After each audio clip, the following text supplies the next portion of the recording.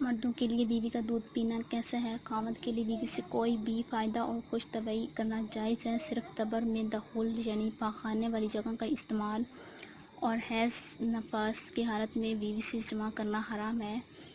اس کے علاوہ خاوند جو چاہے کر سکتے ہیں، مثلاً بوسہ و کنار اور معائنہ اور چھونا اور اسے دیکھنا وغیرہ۔ حتیٰ کہ اگر وہ بیوی کے پستان سے دودھ بھی چوسے تو یہ مباح استماع میں شامل ہوتا ہے اور اس پر دودھ کے اثر انداز ہونے کا نہیں کہا جاتا، کیونکہ بڑے شخص کی رضاعت حرمت میں موثر نہیں بلکہ رضاعت تو 2 برس کی عمر میں موثر ہوتی ہے۔ مذکورہ فتوی کمیٹی کے علماء کا کہنا ہے، خاوند کے لیے اپنی بیوی کے سارے جسم سے فائدہ حاصل کرنا اور کھیلنا جائز ہے، صرف تبر یعنی پاخانے والی جگہ اور حیض و نفاس میں جماع کرنا اور حج و عمرے کے احرام کی حالت میں جماع کرنا حرام ہے۔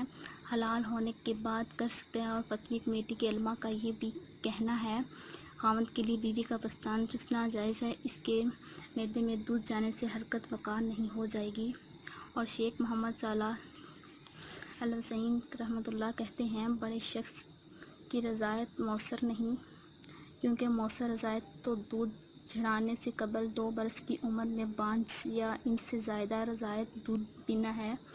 بڑے شخص کی رضاعت موثر نہیں ہوگی۔